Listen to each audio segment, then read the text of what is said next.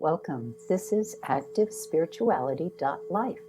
It is a weekly forecast program with astrology and a guided meditation activation to help you make the most of your week.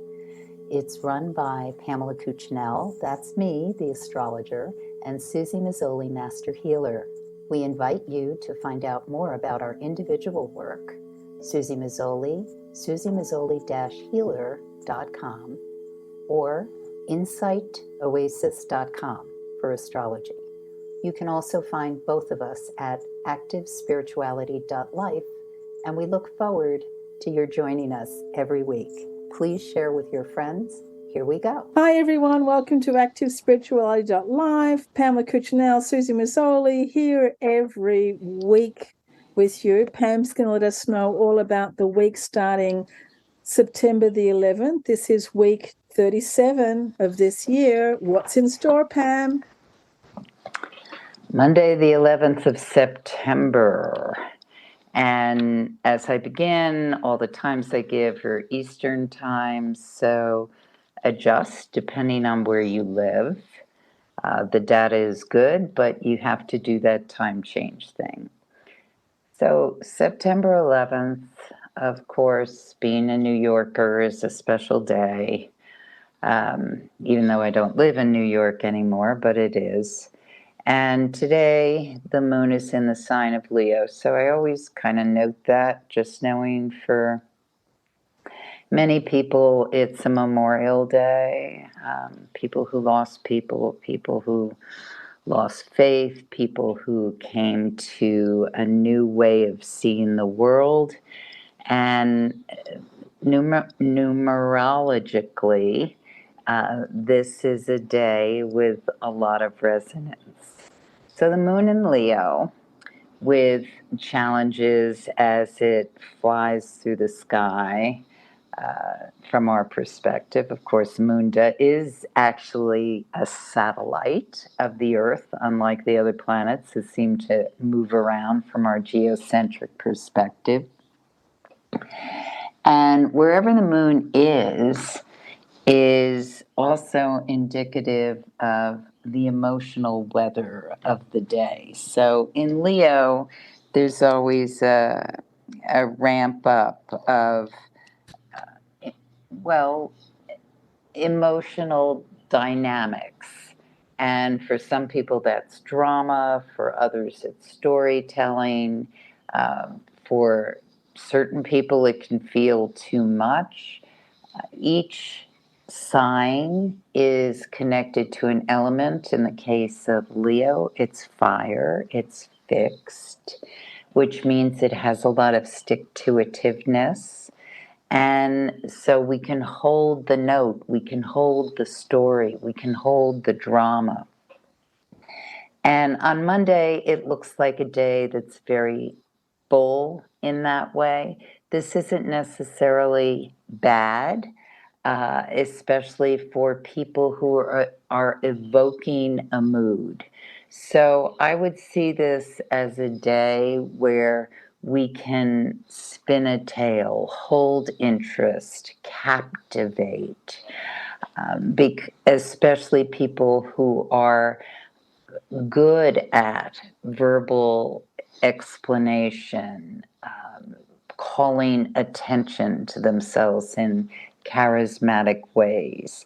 And what you do with that, of course, is up to you, the moment, the things that are happening in the day. But the early part of the day into mid-afternoon, very, very strong energy for gathering people to hear a message, for conveying information in a way that touches, that engages.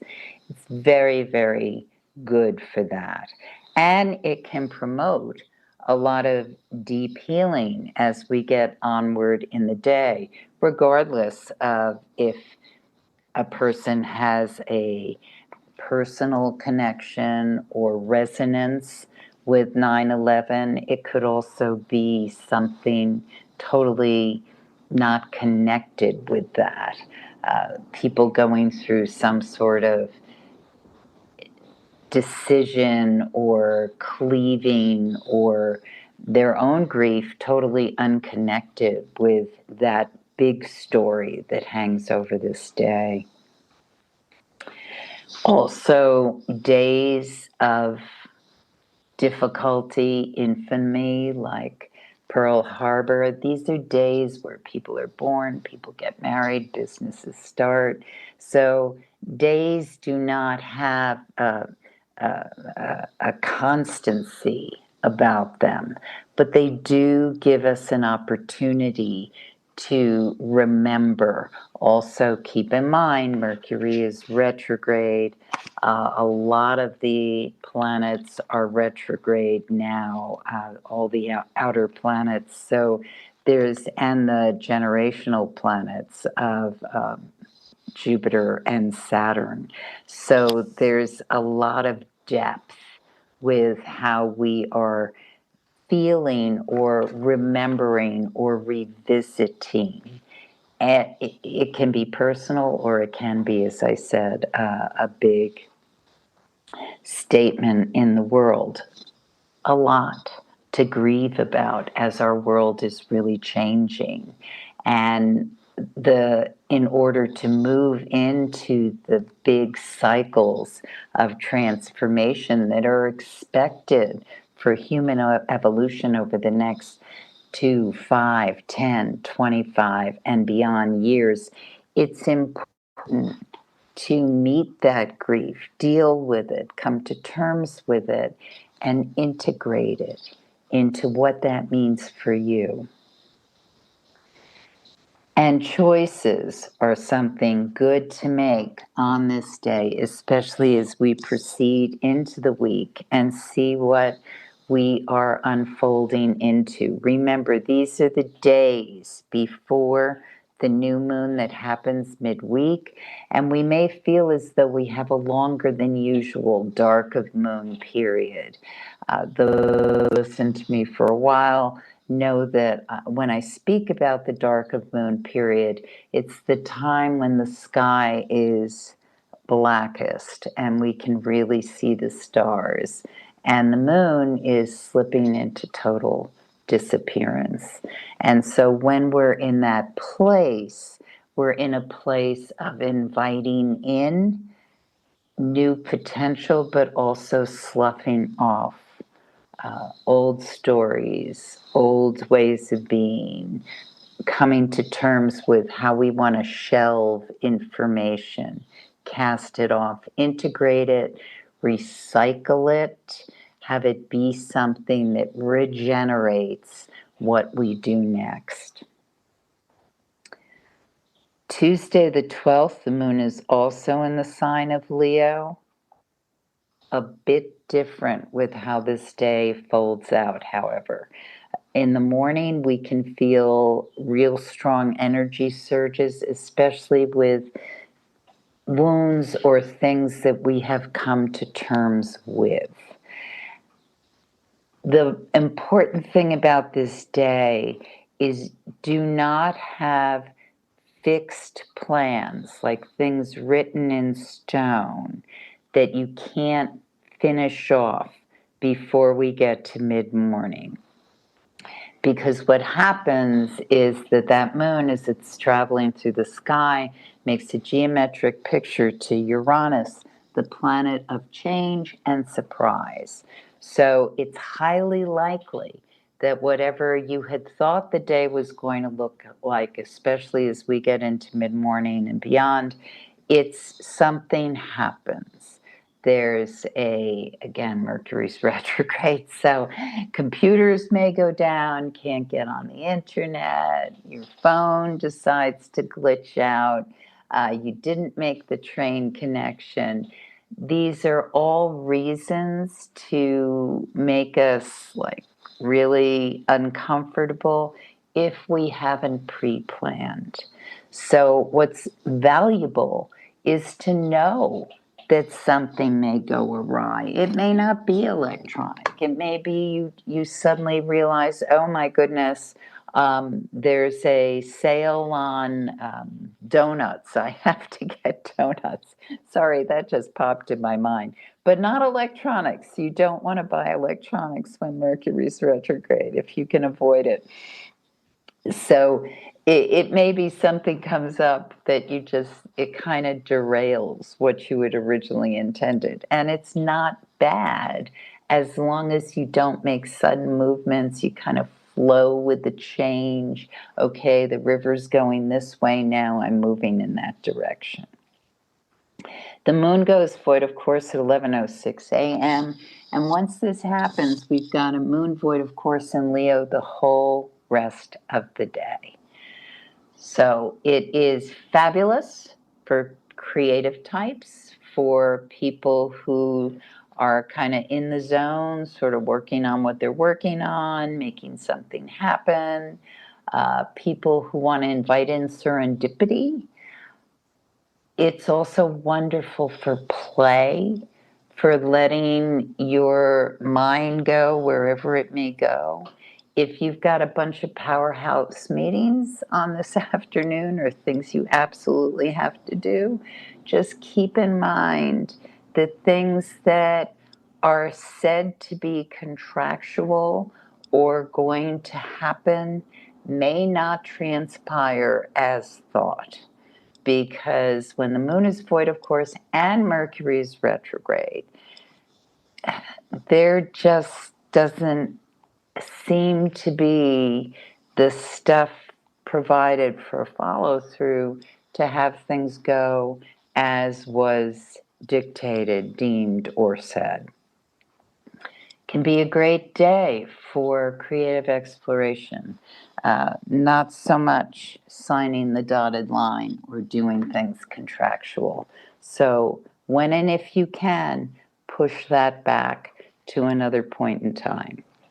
The moon enters Virgo at 1:18 a.m. on the 13th Wednesday. And now we're in really delicious juice as we're getting towards that new moon when it's exact. So we're in prime dark of moon time, what I call Hecate's time, when the goddess of the midwife of death and birth is standing at the gates of the new moon coming in. So we work with her to allow okay, what have I learned through this period? What was I not able to get together? What is it I want to leave behind and not bring into the next lunar cycle? And sometimes we can consciously figure this all out, or sometimes we're just too darn busy and it's happening. And the important thing is to simply know it's happening. You're on the gateway of a new lunar cycle, and it's going to be the new moon in Virgo, and Mercury is retrograde, and Mercury is a planet linked to the sign of Virgo. So that lets us know that this is going to be a new moon that is very much about deep thought, going within, feeling the impulse of what happens next and allowing that impulse to move into total sensation of rightness. So what I mean by that is when we get an impulse to do something, take action, or pick up the phone and call someone, respond to something, or someone enters our mind, oh, I'm thinking about. When these impulses come in, it's important to capture them. And impulses are different than reactions. Reactions are when we immediately have a way we want to, react to something that's said. It triggers, it feels it's different than an impulse. And an impulse comes out of Well, sometimes seemingly nowhere. It's an intelligence.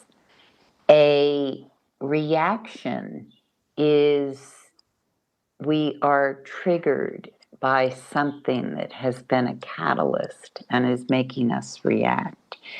And the most valuable thing about whether it's an impulse or a reaction is how do we respond to the message?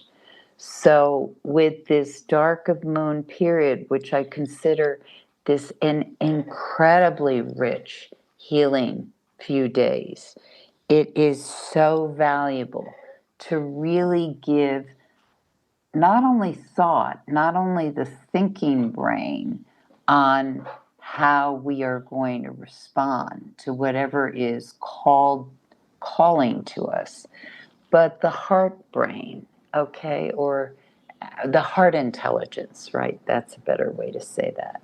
So it's brain intelligence, it's heart intelligence. It's the way that we plan out or map out how we're going to actually respond to whatever we are called to do. And this is deep work, very deep work. I think it begins on Wednesday the 13th, and when we're on Thursday the 14th, when the new moon is exact at 9:40 p.m., we have that whole day, depending on where we live, we have to build towards that new moon ignition. And you can go to my website, insightoasis.com, and see what to do at a new moon. What are the best things to do? But what, especially when I'm busy and not much can actually happen in a formal ritualistic way, it's valuable to jot down the few things you really want to kick off or get off the ground over this lunar cycle. And when I say few, I mean few, 3 or less. So it's something that absolutely must get done or be started, something that you may be already working on that you want to revisit, or just something you want to be giving attention to, honor in some way. And it can be a very tight to do. These are things I must to do. Or it can be more conceptual. It's your lunar cycle. And because it's Virgo, it's so deeply healing. Virgo is the healing energy that takes place within our body. So every chronic pain or health issue is also linked to things emotional, psychological, spiritual, if you will. And the more we work with that in a conscious way, so Virgo is the whole, it's not just, oh, this is my body part. Virgo is the symbol of the Vestal Virgin, who was a woman owned by no man. So that's what the word virgin meant in the old days. She kept her own counsel. She answered to no one but herself. So Virgo reminds us to check in deeply with who we are, with our body, with our what is resonating with us. And if it's not, if it's going and really careening off, then it's important for us to address that and decipher how we can work with whatever that is in a way that's less jarring. Looking for peace. So the new moon, time to really hunker down, and it's powerful, this new moon, because it's working with outer planet energy, especially Uranus, which is in Taurus. Again, the new moon is in Virgo, earth sign. Uranus is in Taurus, earth sign. planet that symbolizes change, the ways that we truly revolt against whatever has been status quo and recreate something that is more in our intention, ideally. Sometimes we didn't know that until the surprise kind of kicked it off. But this is all harmonious energy, this new moon. And it is also working with Pluto at its last stages in Capricorn. So Pluto retrograde, Virgo new moon, Uranus retrograde. It is seeding this new moon to really build. And remember, this is regeneration. We have to recycle, work with whatever we have to become something new. It's not so much letting go as taking what has been and reinventing what will be. Friday the 15th, my notes say Rosh Hashanah begins at sundown. So interesting during this deep healing period. And Mercury goes direct. So Mercury direct at 4:21 p.m. on Friday the 15th. The moon has gone void, of course, at 9:41 a.m., but enters Libra at 1:44 p.m. So when Mercury is direct, the moon is in the sign of Libra. And I think one of the things that this weekend tells me with Mercury going direct is that everything ideally that we learn during this retrograde cycle, and I don't know about you, but this has been quite a Mercury retrograde cycle. I find it fascinating how sometimes, depending on where Mercury's traveling, it can feel like, oh yeah, no, this is kind of chill.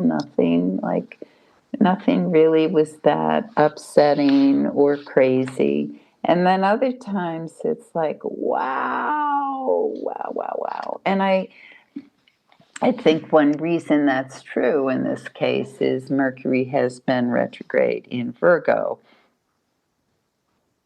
As I said earlier, one of the signs connected with Mercury. So it's been particularly exacting, things that have to be said better, people misunderstanding, really drilling down to the minutiae. And once it's direct, those of us who have been doing the work with it, it should over the next week or so really balance out, and a lot more, especially if the emphasis has been on doing that deep healing work. It can really help. And the other thing I need to mention is with Mercury retrograde in Virgo, it's so valuable to go back on anything that you'd been diagnosed or told to work with in a healing capacity, because there's something else that can be revealed or found.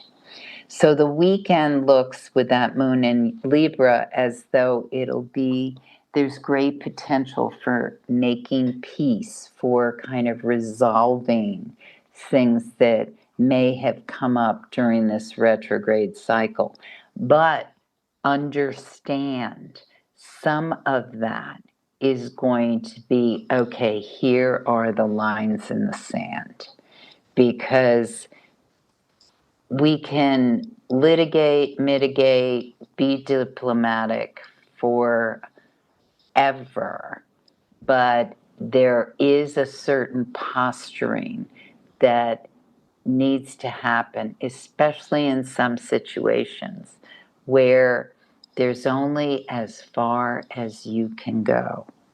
And when we recognize that's the truth for today, then we can make peace where we're at that point in time, and know that something else can happen in the future.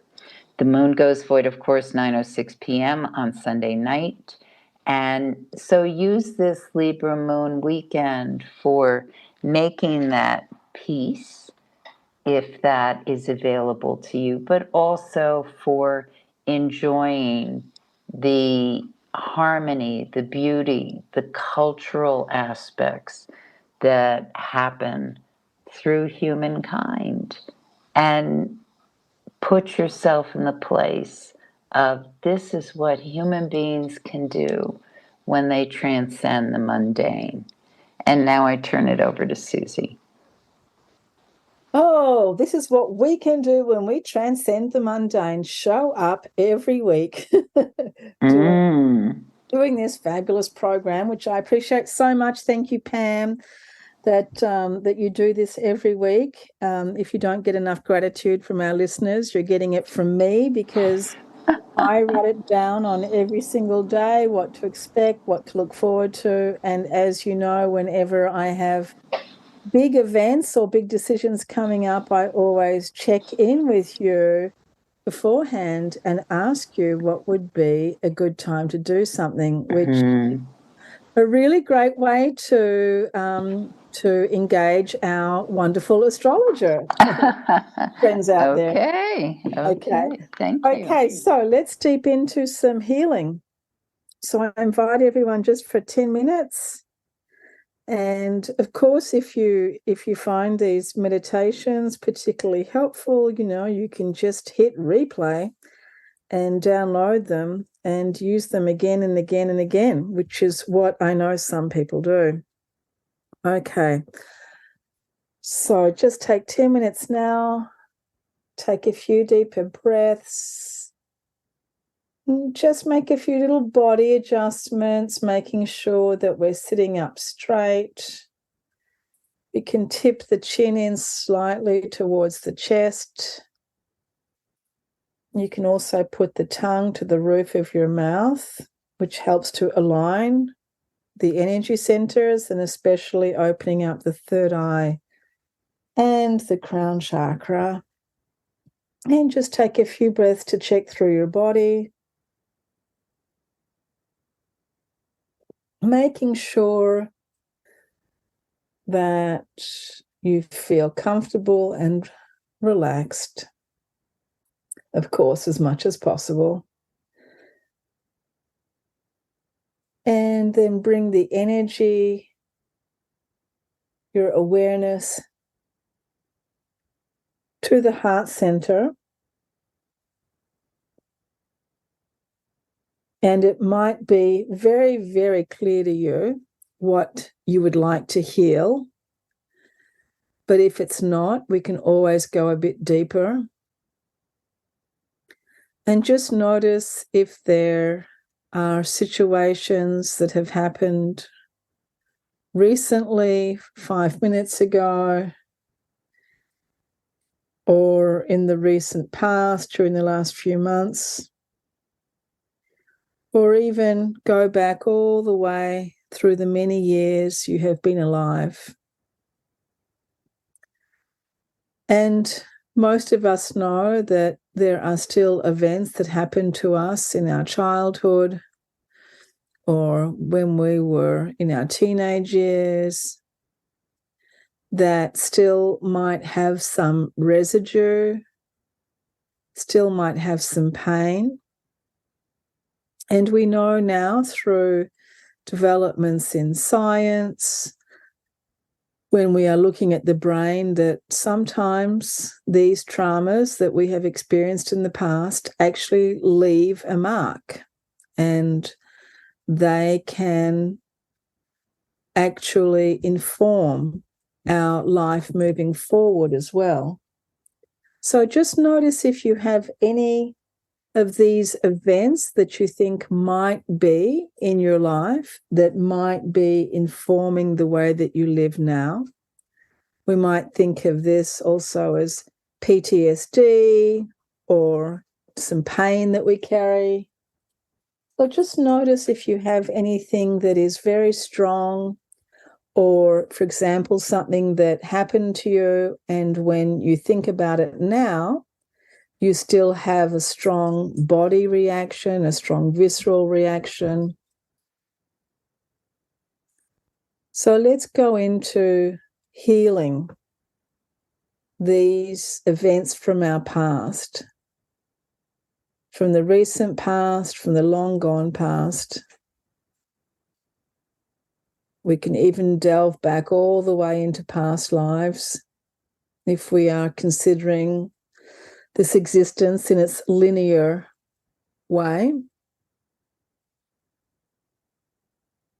And those events that have happened to us, we might have worked with them with a healer, we might have worked with them doing therapy, we might have used various pharmaceutical or herbal or all sorts of medicines. Let's just see if there's still some residue in our body. And just visualize now that you are going through perhaps like a bunch of photographs or some short films, maybe some written words,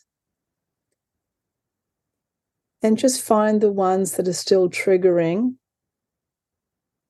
Find the ones that still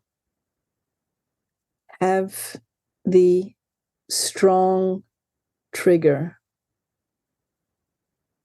Find the ones that still bring pain, that still bring strong emotions like I am hurt, or I hate you, or anything that you find strong and you would like to transmute, you would like to change. Everyone is more than welcome to hold on to their pain should they feel that is necessary. But if you believe that it is time now to move on, to adapt, to change, to live in a different way, to perhaps be lighter, to be in acceptance of the past, then let us do this now. So all of these events, all of these points of pain, we now accept. We accept them for what they were. We accept them for what happened. We understand that we all play a role in these.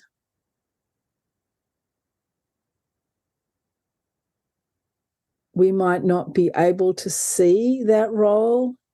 It might seem absolutely insane for us to see that role, but energetically we know there is an equation, a mathematical equation that has led to us being here, being now, and having all of these happenings happen to us. This is something that is very clear to us. And as we accept everything now, we allow all of the healing to occur on the physical, on the mental, on the emotional level, and on the spiritual level. Knowing that as we do this, that we are altering the energy field. We are changing what will happen to us now in the future.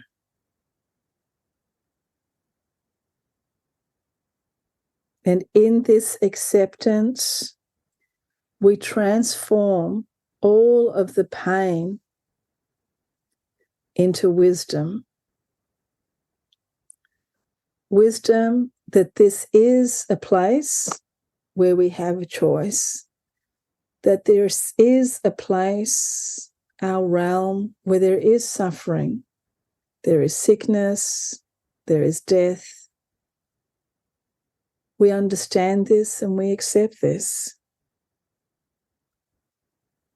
And we also understand that we are transmuting all of this pain now into compassion. Compassion for ourselves, compassion for the others around us that have been involved in this pattern of pain.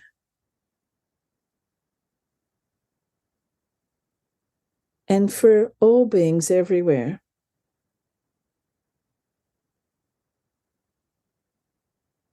And we understand now, with this transformation of energy, that we are opening our lives up now to new experiences, to new responses, to new reactions to things that happen to us, with us, by our actions and by others' actions. We open our bodies to this absolute healing, allowing ourselves to go deep and sharing this deep healing with others around us, and energetically allowing this healing to be transmitted, to be shared with all beings around us in the world. Gently, we open our eyes, take a few deeper breaths, allowing ourselves to be present, aware, and full of love. Thank you, everyone, for joining us. Thank you so much, Pam, and love now. You have been listening to Suzy Meszoly and Pamela Cucinell of ActiveSpirituality.life. If you've enjoyed this program, consider a donation. You can find the link for that, ActiveSpirituality.life. Regardless, we look forward to having you join us again for next week's podcast. Please share and have a great week.